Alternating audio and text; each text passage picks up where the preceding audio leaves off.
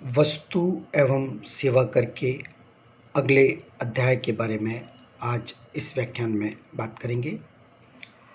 अगला व्याख्यान है कर की उगाही एवं संग्रह, levy and collection of tax. वस्तु एवं सेवा कर माल और सेवाओं की खपत के गंतव्य पर आधारित कर है, यानी डेस्टिनेशन बेस्ड कंजप्शन टैक्स, जिसका अर्थ है कि कर उस राज्य या संघ को प्राप्त होगा जहां पर माल या सेवाएं अंतिम रूप से उपभोग की गई है। यह निर्माण से लेकर अंतिम खपत तक सभी चरणों में लगाया जाने वाला कर है, जिसमें पिछले चरणों में चुकाए गए करों का क्रेडिट मिल जाता है, जिसको आपूर्ति पर देय करों के भुगतान में से समायोजित यानी सेट ऑफ किया जा सकता है। संक्षेप में, केवल मूल्य वर्धन पर ही कर लगाया जाएगा और कर का बोझ अंतिम उपभोक्ता पर पड़ेगा। मान लीजिए कि उत्पाद की विनिर्माण लागत 100 रुपये है और जीएसटी की दर 18% है।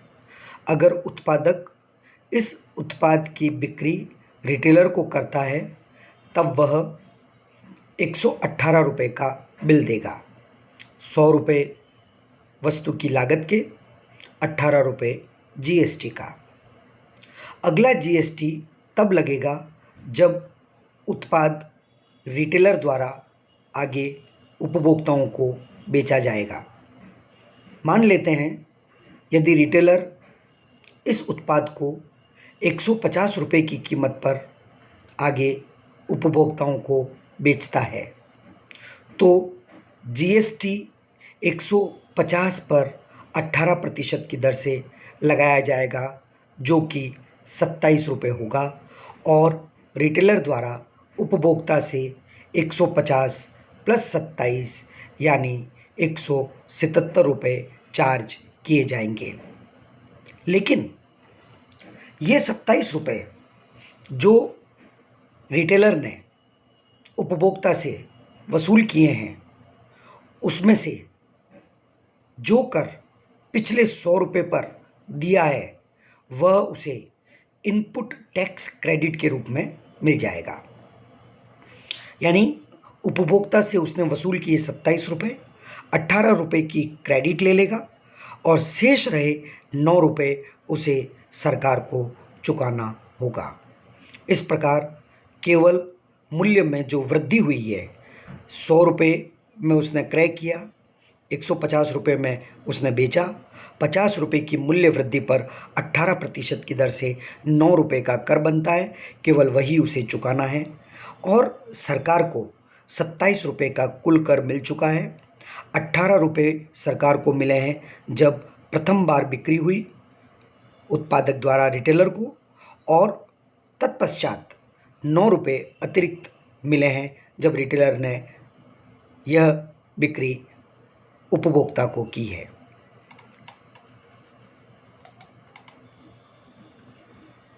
कर लगाने के लिए किसी भी राजकोषीय कानून में करारोपण प्रावधान का होना महत्वपूर्ण है। जीएसटी में सीजीएसटी एसजीएसटी अधिनियम 2017 की धारा 9 और आईजीएसटी अधिनियम की धारा 5 करारोपण प्रावधान के बारे में बताती है। करारोपण प्रावधान को समझने के लिए सबसे पहले हमें दो महत्वपूर्ण बातों को समझना होगा। नंबर 1, राज्य के अंदर आपूर्ति यानी इंट्रा स्टेट सप्लाई। यदि माल और सेवाओं की आपूर्ति में आपूर्तिकर्ता का स्थान, देने वाले का स्थान और माल तथा सेवाओं की आपूर्ति की जगह एक ही राज्य में हो या उसी संघ क्षेत्र में है तो इसे राज्य के अंदर की आपूर्ति के रूप में माना जाएगा। साधारण शब्दों में समझने के लिए, यदि किसी माल को बेचा जाता है और माल को खरीदा जाता है, क्रेता यानी आपूर्तिकर्ता,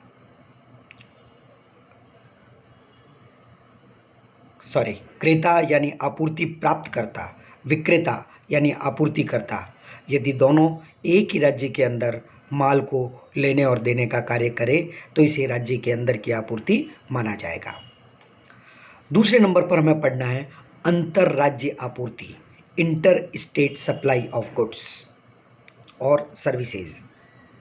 अंतरराज्य माल और या सेवाओं की आपूर्ति का अर्थ उस आपूर्ति से है जहां आपूर्तिकर्ता का स्थान और आपूर्ति की जगह अलग अलग राज्यों में दो अलग अलग केंद्र क्षेत्रों में या संघ क्षेत्रों में स्थापित होती है।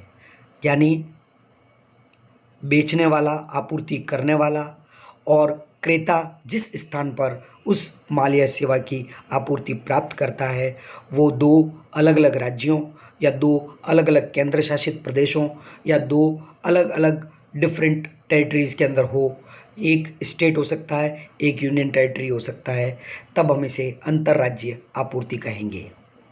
जीएसटी के नियमों के अनुसार अंतर्राज्यीय आपूर्ति में एकीकृत वस्तु और सेवा कर लगाया जाएगा यानी आईजीएसटी, क्योंकि वहाँ पर दो अलग अलग राज्य या संघ शासित क्षेत्र वाले क्षेत्र सम्मिलित होंगे और कर संग्रहण में कौन सा राज्य कर संग्रहण करे इसका प्रश्न उत्पन्न हो सकता है।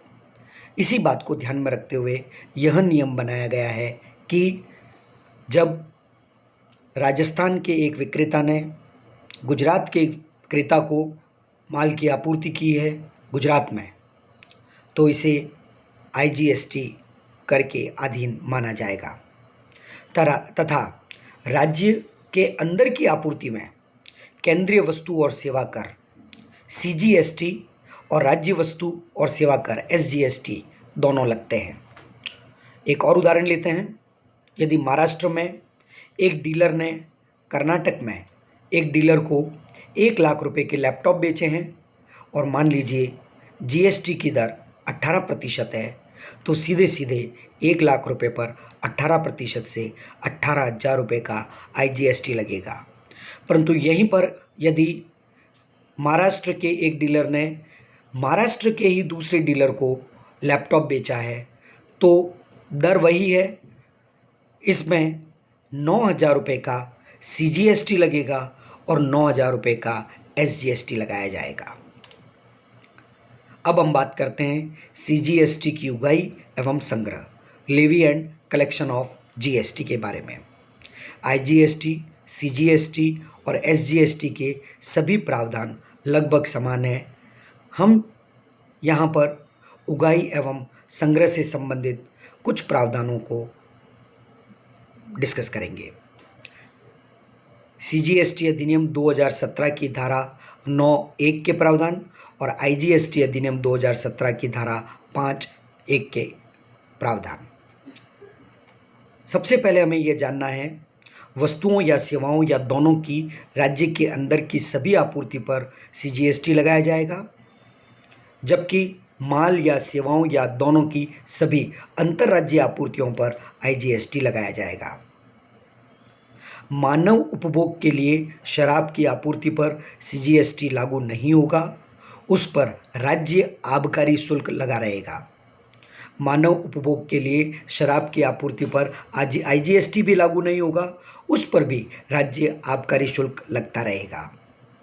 सीजीएसटी अधिनियम की धारा 15 के तहत कर योग्य मूल्य पर सीजीएसटी लगाया जाएगा। आईजीएसटी अधिनियम की धारा 15 के तहत कर योग्य मूल्य पर आईजीएसटी लगाया जाएगा। सीजीएसटी की अधिकतम दर 20% है। जीएसटी परिषद की सिफारिशों के अनुसार सरकार द्वारा दरों को अधिसूचित किया जाता है, जबकि आईजीएसटी की अधिकतम दर 40% है। आईजीएसटी की दर सीजीएसटी की दर प्लस एसजीएसटी की दर यानी 20% प्लस 20% मिलाकर अधिकतम 40% हो सकती है। जीएसटी परिषद की सिफारिशों के अनुसार सरकार द्वारा दरों को यहाँ पर भी अधिसूचित किया जाता है। इसी प्रकार के सभी प्रावधान एसजीएसटी अधिनियम में भी किए जाते हैं, जिस प्रकार के प्रावधान सीजीएसटी अधिनियम में किए गए हैं।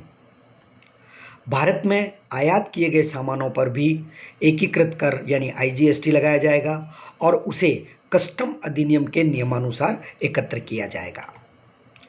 मानव उपभोग के लिए शराब की आपूर्ति को विशेष रूप से जीएसटी से बाहर किया गया है और उस पर राज्य आबकारी शुल्क स्टेट एक्साइज ड्यूटी लगती रहेगी, जैसा कि पूर्व में किया गया है।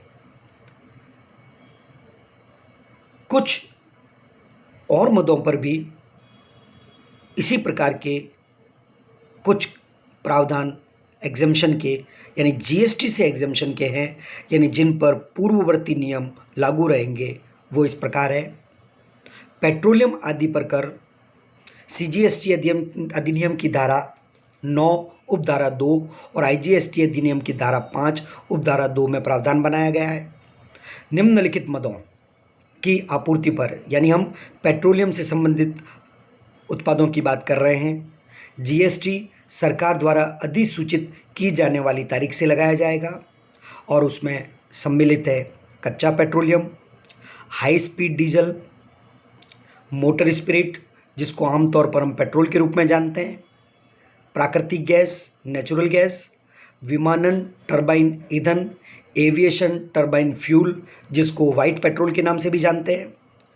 जब तक इन पर सरकार द्वारा जीएसटी में अधिसूचना जारी नहीं की जाती, तब तक वर्तमान में लागू वैट एवं प्रवेश शुल्क इन पर लगाया जाता रहेगा और यह अलग अलग राज्यों में अलग अलग दरों पर लगाया जाता है।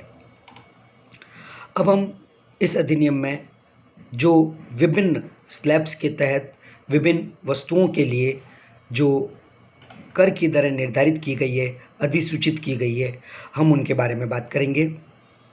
जीएसटी अधिनियम के तहत 6 अलग अलग दरों को अधिसूचित किया गया है।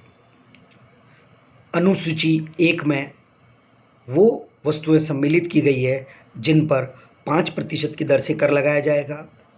अनुसूची 2 में उन वस्तुओं को अधिसूचित किया गया है जिन पर 12% की दर से कर लगाया जाएगा।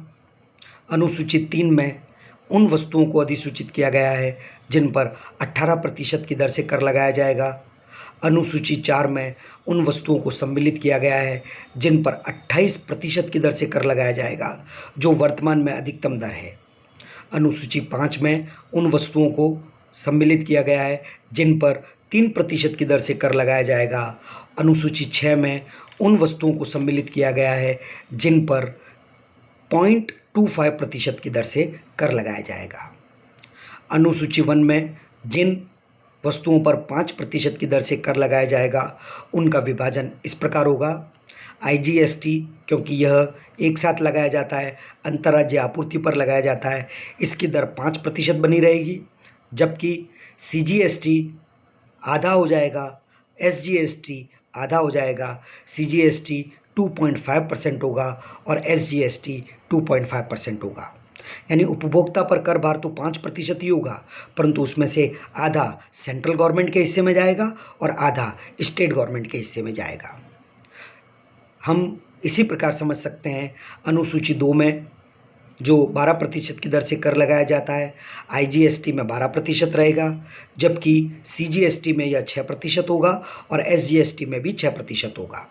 अनुसूची 3 में जो 18% की दर से वस्तुएं सम्मिलित की गई है उन पर 18% की दर से आईजीएसटी लगाया जाएगा, जबकि सीजीएसटी 9% और एसजीएसटी 9% हो जाएगा।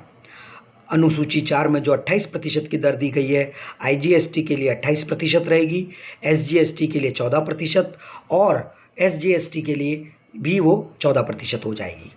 अनुसूची 5 में जिन वस्तुओं पर 3% की दर से कर लगाया जाता है उनका आईजीएसटी 3% होगा, सीजीएसटी 1.5% होगा, एसजीएसटी 1.5% होगा। और अनुसूची 6 में जो 0.25% की दर से जिन वस्तुओं पर कर लगाया जाएगा उनमें से IGST तो जब भी लगाया जाएगा 0.25% की रेट से, जबकि CGST लगाया जाएगा 0.125 का हाफ प्रतिशत, और SGST भी लगाया जाएगा 0.125%। एक बात और ध्यान रखिए, जहाँ जहाँ पर हमने बात की है SGST की यानी स्टेट GST की, वहाँ पर ऑटोमेटिकली आप समझ लीजिए जहाँ स्टेट नहीं है और यूनियन टेरिटरीज़ है तो वहाँ SGST की जगह पर UGST हो जाएगा। हम इन नियमों को और विस्तार से अगले व्याख्यान में डिस्कस करेंगे। धन्यवाद।